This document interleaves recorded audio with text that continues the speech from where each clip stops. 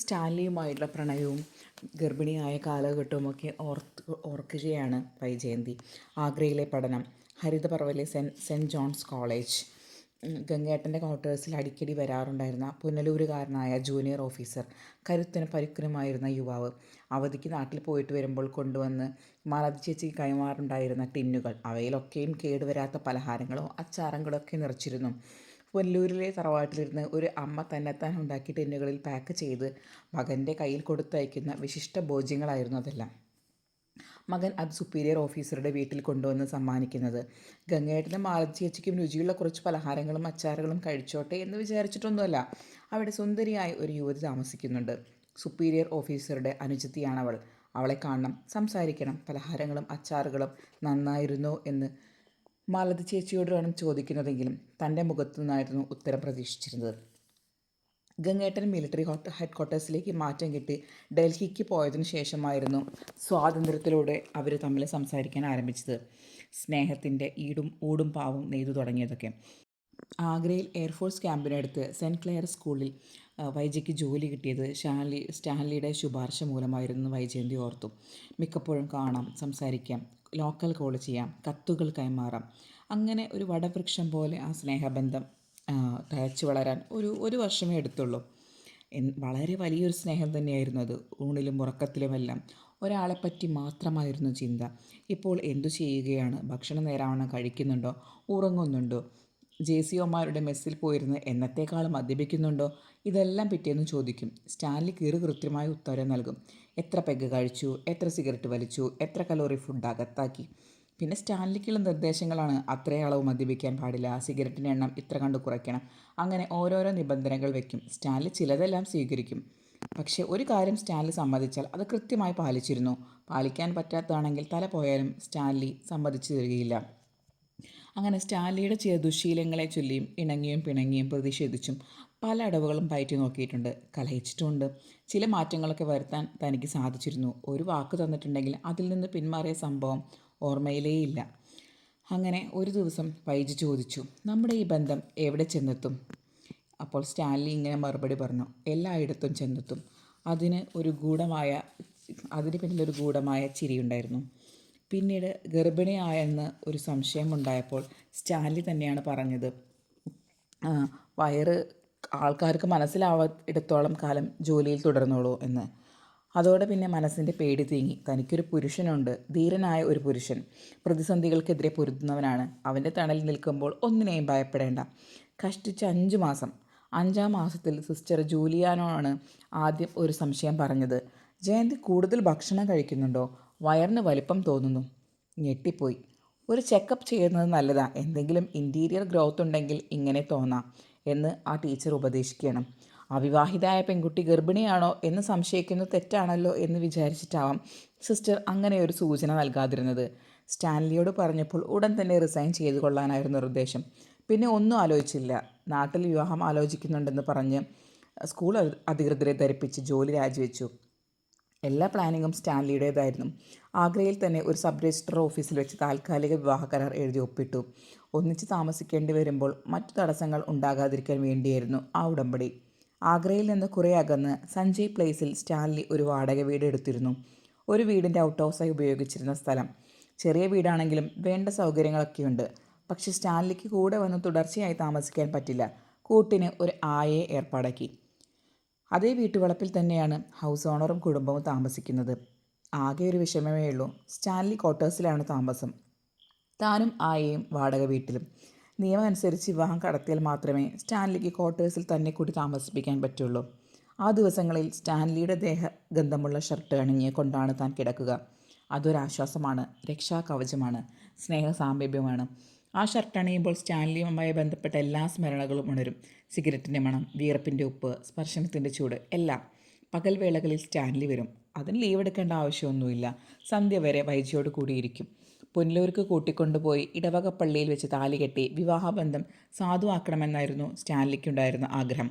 ഒരു കുഞ്ഞ് ജനിക്കാൻ പോവുകയാണ്. ജനിക്കുന്ന കുഞ്ഞിന് സമൂഹത്തിൻ്റെ അംഗീകാരം വേണം. ആ കുഞ്ഞിൻ്റെ പേരിന് മുന്നിൽ മതത്തിൻ്റേതായ കോളം പൂരിപ്പിക്കപ്പെടാതെ അവശേഷിക്കരുത്. കുറേ അധികം സമ്മർദ്ദം ചെലുത്തിയിട്ടാണെങ്കിലും വീട്ടുകാരെ കൊണ്ട് ഇങ്ങനൊരു വിവാഹം അംഗീകരിപ്പിക്കാൻ സാധിക്കും എന്നൊരു വിശ്വാസം സ്റ്റാൻലിക്കുണ്ടായിരുന്നു. പയ്യെ പയ്യെ തൻ്റെ ഉദരം കാണെ വലിപ്പം വെച്ച് വരികയാണ്.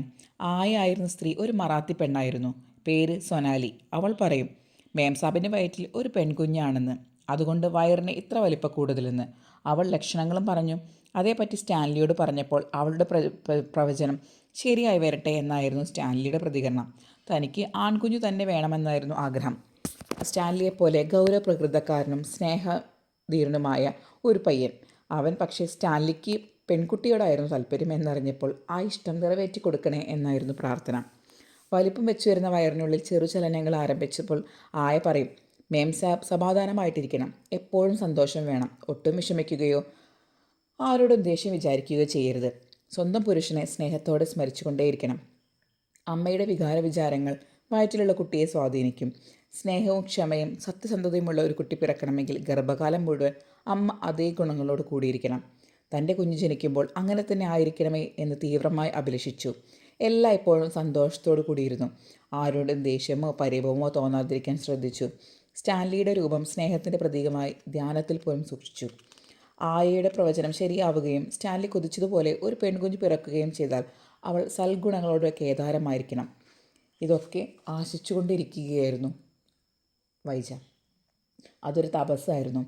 സ്റ്റാൻലിയുടെ ശബ്ദം കേട്ടാൽ ഉടൻ അകത്തുനിന്ന് പ്രതികരണം ഉണ്ടാകുമായിരുന്നു. വയറിനുള്ളിൽ കിടന്ന് മകളും പുറമേ നിന്ന് അച്ഛനും തമ്മിൽ കൈമാറുന്ന സിഗ്നലുകളും കളികളും അത്ഭുതത്തോടെയാണ് വൈജ നോക്കി നിന്നിരുന്നത്. ആനുവൽ ലീവ് കിട്ടിയ ഉടൻ തന്നെ സ്റ്റാൻലി നാട്ടിലേക്ക് പോകാൻ ഒരുങ്ങി. വിവാഹക്കാര്യം വീട്ടിൽ സംസാരിക്കുക എന്നത് യാത്രയുടെ മുഖ്യ അജണ്ട. ആർഭാടവും ആഡംബരവും ഒന്നും വേണ്ട. പള്ളിയിൽ വെച്ച് താലി കെട്ടുന്ന ചടങ്ങ് നടക്കണം. ഇടവക വികാരി അത് ആശീർവദിക്കണം. പള്ളിയിലെ വിവാഹ രജിസ്റ്ററിൽ സ്റ്റാൻലിയും വൈജയും തമ്മിലുള്ള വിവാഹം രേഖപ്പെടുത്തണം. അത്രേ വേണ്ടുള്ളൂ. അതിനുള്ള ഒരുക്കങ്ങളെല്ലാം നടത്തിയിട്ടേ സ്റ്റാൻലി മടങ്ങി വരും. വിഷമിക്കരുത്, കൂടി വന്നാൽ ഒരു 10 ദിവസം അതിനുള്ളിൽ ഞാൻ തിരിച്ചെത്തും. ഒരു പോരായ്മയും തോന്നാതിരിക്കാൻ വേണ്ടതെല്ലാം ചെയ്തിട്ടാണ് സ്റ്റാൻലി കേരളത്തിലേക്ക് വണ്ടി കയറിയത്. എല്ലാം ഭാരമേൽപ്പിച്ചിരുന്നു. വീട്ടുടമയുടെ ഭാര്യയുമായി ഊഷ്മളമായ സ്നേഹബന്ധമാണ് സ്റ്റാൻലിക്കുണ്ടായിരുന്നത്. തൻ്റെ കാര്യത്തിൽ പ്രത്യേക ശ്രദ്ധ വേണമെന്ന് സ്റ്റാൻലി അവരെയും ചട്ടം കിട്ടിയിരുന്നു. സ്റ്റാൻലി വിളിച്ചാൽ വിളി കേൾക്കാത്ത അകലത്തിലേക്കാണ് പോയല്ലോ എന്ന് ഓർക്കുമ്പോഴുണ്ടായിരുന്ന അതിഭയങ്കരമായ ഒരു വിഷാദം മനസ്സിലെ അലയടിച്ചെത്തുമായിരുന്നു. പെട്ടെന്ന് തന്നെ മനസ്സിനെ ആശ്വസിപ്പിക്കും. 10 ദിവസം കഴിഞ്ഞ് 11-ാം ദിവസം ആരോ വാതിൽ തട്ടുന്നത് കേട്ടിട്ട് സ്റ്റാൻലി ആണെന്ന് കരുതി താൻ ചെന്ന് വാതിൽ തുറന്നു. കൺമുൻപിൽ കാഴ്ച കണ്ട് താൻ നടുങ്ങി തെറിച്ചു നിന്നു. ഗംഗേട്ടനും ശിവേട്ടനും നേരെ മുന്നിൽ. തൻ്റെ വീർത്തുന്തിയ വയർ അവരുടെ എല്ലാ സംശയങ്ങൾക്കുള്ള മറുപടിയായിരുന്നു. അതിനാൽ ചോദ്യങ്ങളൊന്നും ഉണ്ടായില്ല. ഉടൻ വാടക വീട് വിട്ട് ഇറങ്ങാനായിരുന്നു ഗംഗേട്ടൻ്റെ കൽപ്പന. സ്റ്റാൻലി തിരിച്ചു വരാതെ താൻ 1 ഇഞ്ച് പോലും നീങ്ങില്ലെന്ന് ശടിച്ചു. കൊന്നാലും കൂടെ വരില്ല. ഒരു ജീവിതമുണ്ടെങ്കിൽ അത് സ്റ്റാൻലിയോടൊപ്പമേ ഉള്ളൂ, അല്ലെങ്കിൽ ആത്മഹത്യ ചെയ്യും. തൻ്റെ സമ്മതമില്ലാതെ തന്നെ കൊണ്ടുപോവുക അസാധ്യമാണെന്ന് ഗംഗേട്ടനും ശിവേട്ടനും മനസ്സിലായി. പക്ഷേ സ്റ്റാൻലി എവിടെ? ഒരടയാളവുമില്ല. ഫോൺ കോളില്ല. 3 ദിവസം കൂടി കാത്തു. ഗംഗേട്ടനും ശിവേട്ടനും ഹോട്ടൽ മുറിയിലാണ് താമസിച്ചത്. പൂർണ്ണ ഗർഭിണിയായ ഈ അവസ്ഥയിൽ ഒറ്റയ്ക്ക് ഇവിടെ കഴിയേണ്ട, നാട്ടിലേക്ക് തിരിച്ചു പോകാം എന്ന് ഗംഗേട്ടനാണ് നിർദ്ദേശിച്ചത്. നേരെ പുനലൂർക്ക് പോകണമെന്നും സ്റ്റാൻലിയെ കാണണമെന്നും താൻ വാശി പിടിച്ചു. അങ്ങനെ ചെയ്യാമെന്നും ഗംഗേട്ടനും ശിവേട്ടനും സമ്മതിക്കുകയും ചെയ്തു. സ്റ്റാൻലി തിരിച്ചെത്തിയാൽ ഉടൻ പുനലൂരിലേക്ക് വരാൻ വാടക വീടിൻ്റെ ഉടമസ്ഥനെ പറഞ്ഞേൽപ്പിച്ച ശേഷം ഗംഗേട്ടനും ശിവേട്ടനുമൊത്ത് വൈജ നാട്ടിലേക്ക് മടങ്ങി. തിരുവനന്തപുരത്ത് ശാസ്തമംഗലത്ത് താമസിച്ചിരുന്ന രാവുണ്ണിയമ്മാവൻ്റെ വീട്ടിലേക്കായിരുന്നു ഗംഗനും ശിവനും വൈജയെ എത്തിച്ചത്. രാവുണ്ണിയമ്മാവൻ അന്ന് ക്രൈംബ്രാഞ്ച് DYSP-യാണ്. പൂർണ്ണ ഗർഭിണിയായിരിക്കുന്ന ഈ അവസ്ഥയിൽ കൊല്ലപ്പള്ളിയിലേക്ക് ചെന്നാൽ നാട്ടുകാർ മൂക്കത്തിന് പേരിൽ വയ്ക്കുമെന്നും സ്റ്റാൻലിയുമായുള്ള വിവാഹം നടത്തിയ ശേഷം മാത്രം കൊല്ലപ്പള്ളിയിലേക്ക് പോയാൽ മതിയെന്നും ശിവേട്ടനും ഗംഗേട്ടനും കൂടി പറഞ്ഞപ്പോൾ അതിൽ അസ്വാഭാവികതയൊന്നും തോന്നിയില്ല. അത് ന്യായമാണെന്ന് വിശ്വസിക്കുകയും ചെയ്തു. രാവുണ്ണിയമ്മാവൻ്റെ വീട്ടിലെത്തി 2 ദിവസം കഴിഞ്ഞപ്പോൾ അച്ഛൻ വന്നു ചേർന്നു. അച്ഛൻ്റെ മുന്നിൽ പൊട്ടിക്കരിഞ്ഞു ക്ഷമയാചിച്ചു. അപ്പോൾ പോലും വൈജയന്തിയുടെ കണ്ണിൽ നനവൂറി. സ്റ്റാൻലിയോടൊപ്പം ജീവിക്കാൻ വേണ്ടി താൻ ആരെയെല്ലാമാണ് അപമാനിച്ചത്, ആരുടെയെല്ലാം മുഖത്താണ് കരിവാരി തെച്ചത്, ആരൊക്കെയാണ് ഉപേക്ഷിക്കാൻ തയ്യാറായത്. എന്തൊരു കൊടിയ അനീതിയായിരുന്നു താൻ തൻ്റെ കുടുംബത്തോട് ചെയ്തത്. എന്നിട്ടും അച്ഛൻ തന്നെ ആശ്വസിപ്പിക്കുകയാണ് ചെയ്തത്. സ്റ്റാൻലിയും ഒത്തുള്ളൊരു ജീവിതം മാത്രം മതിയെന്ന് കരഞ്ഞു പറഞ്ഞപ്പോൾ അച്ഛൻ അതും അംഗീകരിച്ചു. സ്റ്റാൻലിയുടെ വീട്ടുകാരുമായി സംസാരിക്കാൻ ശിവേട്ടനും ഗംഗേട്ടനുമൊപ്പം അച്ഛനും രാവുണ്ണിയമ്മാവനും പോയി. താനും കൂടെ ചെല്ലാമെന്ന് പറഞ്ഞുവെങ്കിലും ഗർഭിണിയായ മകളെയും കൊണ്ട് വിലപേശാനെത്തിയെന്നു സ്റ്റാൻലിയുടെ വീട്ടുകാർ പറയാനിടയാകരുതെന്ന് പറഞ്ഞ് അച്ഛൻ വിലക്കി. പുല്ലൂരിക്കുള്ള സ്റ്റാൻലിയെ കാണാൻ പോയവർ തിരിച്ചെത്തിയത് നല്ല വാർത്തയും കൊണ്ടായിരുന്നില്ല. സ്റ്റാൻലിയും താനും തമ്മിലുള്ള വിവാഹത്തിന് സ്റ്റാൻലിയുടെ വീട്ടുകാർക്ക് കടുത്ത എതിർപ്പാണ്. അച്ഛനെയും ശിവേട്ടനെയും ഗംഗേട്ടനെയും രാവുണ്ണിയമ്മാവനെയും അവർ അപമാനിച്ചാണ് തിരിച്ചയച്ചത്. അവർ സ്റ്റാൻലിക്ക് വേണ്ടി മറ്റൊരു വിവാഹം നിശ്ചയിച്ചിരിക്കുകയാണ്. ഇത്രയും കേട്ടപ്പോഴേ സ്റ്റാൻലിയെ കാണണമെന്ന് താൻ വാശി പിടിച്ചു. താൻ പറയുന്നത് സ്റ്റാൻലി കേൾക്കൂ. വീട്ടുകാരൊന്നും സ്റ്റാൻലിക്ക് ഒരു തടസ്സമേ ഇല്ല. അവരുടെ സമ്മതമില്ലെങ്കിലും സ്റ്റാൻലി തൻ്റെ കൂടെ നിൽക്കൂ. താൻ എത്ര അറിഞ്ഞിട്ടുള്ള അനുഭവിച്ചിട്ടുള്ള ഹൃദയംഗമായ സ്നേഹമാണ് സ്റ്റാൻലിയുടേത്. വൈജ വാശി പിടിച്ചു. ഒരാഴ്ചയോളം കാത്തിരുന്നു. സ്റ്റാൻലി വന്നില്ല. ഇതിനിടയിൽ ഗംഗേട്ടൻ ഡൽഹിയിലോട്ട് പോയി. രാവുണ്ണിയമ്മാവനും അച്ഛനും കൂടി വീണ്ടും പുല്ലൂർ പോയി. ഞെട്ടിക്കുന്ന വിവരവുമായിട്ടാണ് അവർ മടങ്ങി വന്നത്. ഇടവക പള്ളിയിൽ വെച്ച് സ്റ്റാൻലിയുടെയും മറ്റൊരു പെൺകുട്ടിയുടെയും തമ്മിലുള്ള വിവാഹ നിശ്ചയം കഴിഞ്ഞിരിക്കുന്നു. പക്ഷേ വൈജ അത് വിശ്വസിക്കാൻ കൂട്ടാക്കിയില്ല. അപ്പോഴേക്കും പ്രസവത്തിന് 9 ദിവസം മാത്രമാണ് ഇനി കറക്റ്റായിട്ടുള്ള ഡേറ്റിന് ബാക്കി. പക്ഷേ അപ്പോഴേക്കും വേദന വന്നു. ഒരു സ്ട്രക്ചറിൽ കിടത്തി വൈജയെ ആശുപത്രിയിലോട്ട് എത്തിച്ചു. ഉണരുമ്പോൾ അബോധാവസ്ഥയിലായിരുന്നു വൈജയെ ആശുപത്രിയിൽ എത്തിച്ചത്. എത്ര ദിവസം കിടന്നുവെന്ന് പോലും അറിയില്ല. ഉണരുമ്പോൾ ആശുപത്രി ചുമരുകളിലായിരുന്നു. ചുറ്റും തനിക്ക് എന്താണ് സംഭവിച്ചത്? എത്ര ദിവസമായി ഹോസ്പിറ്റലിൽ എത്തിയിട്ട്? അച്ഛനും ശിവേട്ടനൊക്കെ എവിടെ? ഒന്നും അറിയുന്നില്ല. പക്ഷെ വയറ് ചുരുങ്ങിയിരുന്നു. പ്രസവം കഴിഞ്ഞിരുന്നുവോ? തൻ്റെ കുഞ്ഞ് എവിടെ? ഒരു നേഴ്സ് ബെഡിനടുത്തേക്ക് വന്നപ്പോൾ താൻ ഇതെല്ലാം ചോദിച്ചു. എൻ്റെ പ്രസവം കഴിഞ്ഞു. നേഴ്സ് സഹതാപത്തോടെ ഒന്ന് നോക്കിയതിനു ശേഷം പറഞ്ഞു. 2-ൽ 1 മാത്രമേ ജീവൻ രക്ഷിക്കാൻ പറ്റുകയുണ്ടായിരുന്നുള്ളൂ. നിവൃത്തിയില്ല എന്ന ഘട്ടം വന്നപ്പോൾ ഓപ്പറേഷൻ നടത്തി. 2-ൽ 1. അപ്പോൾ താൻ ജീവിച്ചിരിക്കുന്നു. തൻ്റെ കുഞ്ഞിന് എന്താണ് പറ്റിയത് എന്ന് നേഴ്സിനോട് ചോദിക്കുകയാണ് വൈജ. നേഴ്സ് ഒന്നും മിണ്ടിയില്ല. അതിൻ്റെ അർത്ഥം തൻ്റെ കുഞ്ഞ് ജീവനോടില്ല എന്നാണോ? ഡോക്ടറാണ് അത് സ്ഥിരീകരിച്ച് പറഞ്ഞത്. ഞങ്ങൾ കഴിയും പോലെയെല്ലാം പരിശ്രമിച്ചു. ഒടുവിൽ പേഷ്യൻറ്റിൻ്റെ ജീവനെങ്കിലും രക്ഷിക്കുക മാത്രമേ സാധ്യമായിരുന്നുള്ളൂ. അതോടെ തീർച്ചയായി തൻ്റെ കുഞ്ഞ് ജീവിച്ചിരിപ്പില്ല. ഒഴിഞ്ഞ വയറിന്മേൽ കൈവച്ചുകൊണ്ട് മരവിച്ചതുപോലെ കുറേ നേരം കിടന്നു. താൻ എന്തിനു ജീവിക്കുന്നു? പിന്നീട് എപ്പോഴോ ശിവേട്ടൻ ബെഡിനരികെ വന്ന് ആശ്വസിപ്പിച്ചത് ഓർമ്മയുണ്ട്. ഇതായിരുന്നു വിധി. അങ്ങനെ സമാധാനിക്കുകയല്ലാതെ എന്തു ചെയ്യും? ഞങ്ങൾക്കെല്ലാം നിൻ്റെ ജീവനായിരുന്നു വലുത്. അത് തിരിച്ചു കിട്ടി. എവിടെ എൻ്റെ കുഞ്ഞ്? സ്റ്റാൻലി ചോദിക്കുമ്പോൾ ഞാൻ എന്തുത്തരം പറയും? ഒരു കുരുന്ന ജീവന് ഉദരത്തിൽ വഹിച്ച് നിറവയറോടെ നിന്ന് ഞാൻ വെറും കൈയോടെയാണല്ലോ മടങ്ങി വരുന്നത്. സൊണാലി എന്ന മറാത്തി ആയ പ്രവചിച്ചതുപോലെ ഒരു പെൺകുഞ്ഞായിരുന്നു. നേഴ്സിനോട് ചോദിച്ചു. അനുകമ്പയോടെ നേഴ്സ് മുഖത്തോട്ട് നോക്കി അതേ എന്ന് തലയാട്ടി. അതെ, അതൊരു പെൺകുഞ്ഞു തന്നെയായിരുന്നു. അപ്പോഴാണ് അണമുറിഞ്ഞ പോലെ കരച്ചിൽ പൊട്ടിയത്. സ്റ്റാൻലിയെ ഒന്ന് കാണണം. സങ്കടം പറഞ്ഞാൽ നെഞ്ചിൽ വീണ് കരയണം. ഇനി അതേയുള്ളൊരാശ്വാസം. തൻ്റെ അപേക്ഷയെ മാനിച്ച് അച്ഛനും രാവുണ്ണിയമ്മാവനും ചേർന്ന് ഒരിക്കൽ കൂടി പുനലൂർക്ക് പോയി. തിരിച്ചു വന്നത് ഹൃദയം തകർക്കുന്ന വാർത്തയുമായിട്ടായിരുന്നു. സ്റ്റാൻലിയുടെ വിവാഹമാണ്. ക്ഷണക്കത്തിനുള്ളിൽ അടക്കം ചെയ്ത സ്വർണ്ണലിപികളിൽ ആലേഖനം ചെയ്ത വെഡ്ഡിംഗ് കാർഡ് കൂടി കാണിച്ചുകൊണ്ട് രാവുണ്ണിയമ്മാവൻ പറഞ്ഞു. സ്റ്റാൻലിയുടെ വീട്ടുകാരുമായി സംസാരിക്കാൻ ചെന്നപ്പോൾ അവർ ഒന്നും മിണ്ടാതെ ക്ഷണക്കത്തെടുത്തുന്നു. കല്യാണത്തിന് ഇനി 4 ദിവസം.